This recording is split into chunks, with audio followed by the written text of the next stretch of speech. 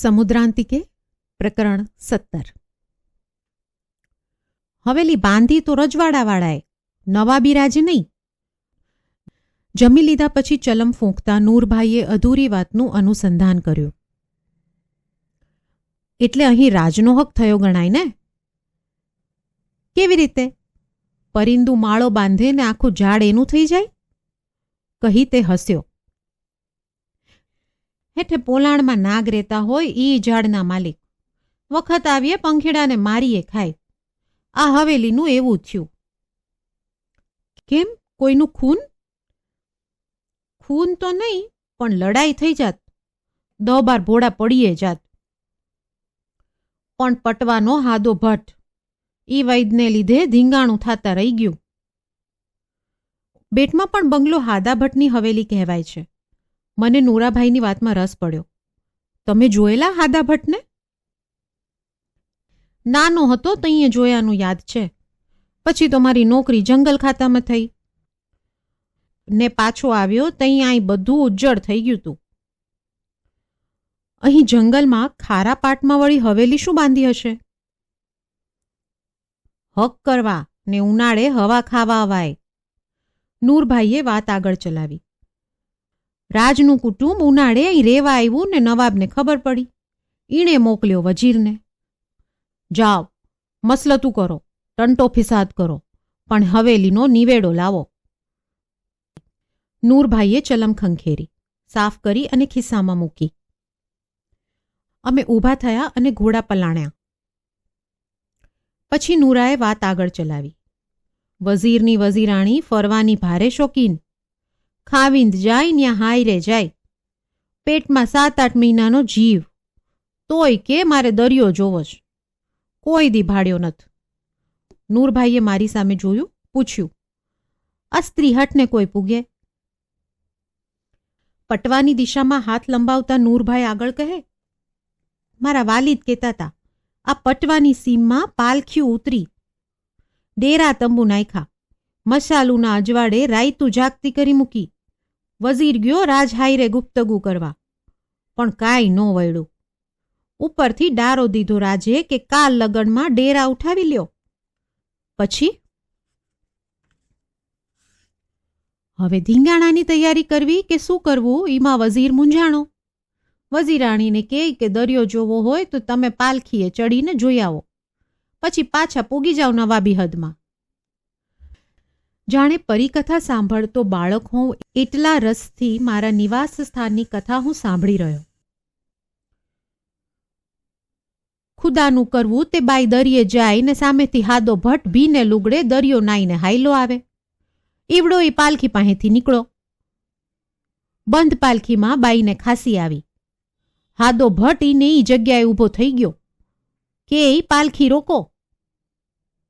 કેમ? આ તમે પૂછ્યું ઈ જ પાલખીના ચોકિયાતે પૂછ્યું. કેમ ભાઈ, અંદર કોણ છે એ ખબર છે? નૂરભાઈએ જાણે પોતે જ પાલખીનો રખેવાળ હોય તેવા કડક અવાજે વાત કરી. ભટ્ટ માળો ઇલ્મી આદમી કે ઈ ખબર નથ, પણ અંદર જે હોય એને બપોર લગીનમાં બાળક જલમવાનું જ. નૂરભાઈએ મારા સામે જોયું. લ્યો, કરો વાત. બંધ પાલખી જેમાં ઓરતની ખાસી સાંભળીને આ માણા આવું કહીને ઊભો થઈ ગયો. પાલખીવાળાએ ડારો કર્યો, વઝીરના ઘરવાળા છે, બોલતા વિચાર કરજે, એવુંય કીધું. ભટ્ટે વાત પકડી રાખી કે હાલ ને હાલ બાઈને હવેલીએ લઈ લ્યો. વાત પૂગી વજીર પાસે, ઈએ આવ્યો. પછી ખરેખર બાળક જન્મ્યું? અરે સાંભળો તો ખરા. એક જમાનામાં પોતે સાંભળેલી વાત આજે મને સંભળાવવાનો આનંદ માણતો નૂરો બોલ્યો. वजीर के अभी तो 7 महीने हुए ले है, सेहत भी अच्छी खासी है, तेरी बात मैं मान कैसे लूं और ले जाऊं तो भी कहाँ, हवेली में, अपने दुश्मन के घर में? हादो भटके, भाई तू वजीर छो, तारे माथे सुल्तान छे ने, वेर तो सुल्तान ने छे ने ईनोय सुल्तान ऊपर बैठो छ. ईने मन में राख ने बाई सौंपी दे मने, हूँ लईने जाऊं एटले तारे चिंता नहीं, हूँ तो वैद छूं, વૈદને કોઈ ભાઈબંધ નહીં ને કોઈ વેરી નહીં. નૂરભાઈએ વાત જમાવી. પછી તો ગયા હવેલીએ. ન્યા રાજનું કુટુંબ આખું હાજર. પછી શું ખામી હોય? સાંજે દીકરી જલ્મી. રાજની માએ વજીરાણીને 3 મહિના પડદે રાખી. રજવાડું શંકરદાદાને માને. તોય રાજમાએ મુસલમાનના તમામ કાનૂન વજીરાણીને પડાવ્યા. બારેથી મોલવી બોલાવીને કુરાનની આયતું પઢાવી. પેટની દીકરીને રાખી એ માબાઈને રાખી. વાત ગઈ નવાબ પાસે. નવાબ ખુદ આવ્યો. રાજાને મળ્યો.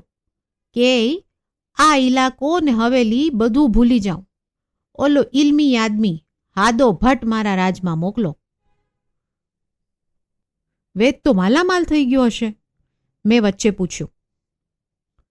થઈ જાત, પણ ઈવડો ઈ ના કહીને ઊભો. એણે કીધું, રાજની સેવામાં રહેવું હોત તો મારો દેશ શું કરવા છોડત? તે હાદો ભટ્ટ પરદેશી હતો? મૂળે રાજસ્થાન મારવાડ ભણીનો ને આ રાજા હાઈરે બાઈખડો. પછી ઈ ને એનો ભાઈ બેય નીકળી ગયા. કોઈનું રાજ ન હોય ન્યા રેસું કેતા ને આય પટવે આવીને ઠર્યા. ખરા માણસો? મેં વિચાર્યું, આવો પ્રખર જ્ઞાની વૈદ્ય પોતાનું જીવન આવા ઉજ્જડ નિર્જન પ્રદેશમાં વ્યર્થ બરબાદ કરે તેના કરતાં કોઈ મોટા રાજ્યમાં જઈ કીર્તિ, નાણાં અને શિષ્યો મેળવવામાં શું ખોટું છે? કાં વિચારે ચડી ગયો? નૂરભાઈએ પૂછ્યું. પછી જાણે મારી વિચારધારા સમજ્યો હોય તેમ બોલ્યો. અલ્લાહનો આદમી હતો હાદો ભટ્ટ. ઈ રાજને નો ગાંઠે, પણ આ નવાબની ને રજવાડાની દોસ્તી થઈ તે એને લીધે. નવાબે ને રાજાએ બેય મલકનો હક જાતો કર્યો ને હવેલી આપી હાદા ભટ્ટને તાંબાના પત્રે.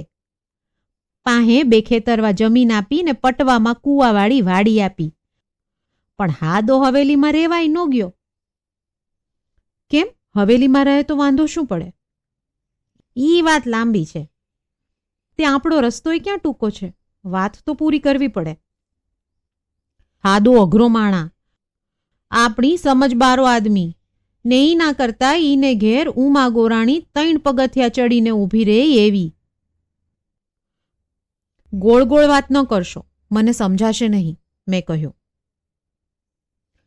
હાદો રાજસ્થાનથી આવ્યો તે વેળા ઈના કાકાના છોકરા કેશા ભટ્ટને હારે લાવ્યો તો. કાકાએ મરતી વેળા કેશાની ભાળવણી ઉમા ગોરાણીને સોંપી હતી. ઈવડો ઈ કેશા મૂંગો મંતર, કાંઈ બોલે ચાલે નહીં, ભક્તિ કર્યા કરે. 2 ટાણા ગોરાણી પાસે બેસીને ખાઈ લે બસ. પણ પછી ઝઘડો થયો. કેમ? મારાથી બોલ્યા વગર ન રહેવાયું. મિલકત અચાનક મળે અને પિતરાઈ ભાઈઓમાં ભેદ ન પડે તેવું હું વિચારી ન શક્યો. ઈ બધા દેવાંશી જીવ, આપણી નજર નો આંબે એવા. ઈને તકરારું ન થાય. લ્યો ને, કેશાની વહુની જ વાત કરો. નાનપણથી કેશાનું નક્કી કરેલું. તો એ લગન ટાણે ઉમા ગોરાણી જાતે બાઈ પાસે ગયા કે માં તને પેલાથી કઈ મૂકું, મારો દેર ભગત છે, સંસારમાં એનો જીવ નત. તારે ના પાડવી હોય તો ના પાડ, હું માથે રહીને તને બીજે પરણાવી દઈશ. જરાય ભો રાખ્યા વગર બોલ. સાચી વાત છે, એમ જ હોય ને? મેં વાતને ટેકો આપ્યો. પણ કેશાના ઘરવાળાએ નો માન્યું. બાઈ બોલી, ભાભી તમારો હાથ જેને માથે હોય એણે બીજી વાત વિચારવાની ન હોય. મારા તકદીરમાં હશે એ થાશે, મારે ફેર નત પાડવો. આમ એનું લગ્ન થયું. પણ એમાં હવેલીમાં ન રહેવા જેવું શું છે? ઈ જ વાત કરું છું હવે.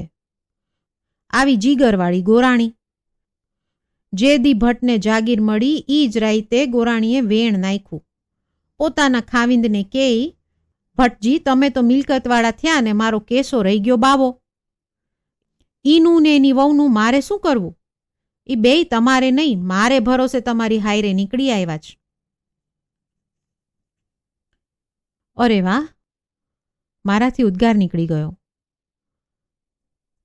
બસ થઈ રહ્યું, નૂરાભાઈ બોલ્યો. ભાઈરે મોટા મનનો આદમી ને ઈથી બમણી જોગ માયા.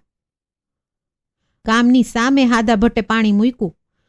હું કે મારો વંશ ઈ હવેલીમાં પગ નહીં મૂકીએ. હવેલી આજથી કેશા ભટ્ટની.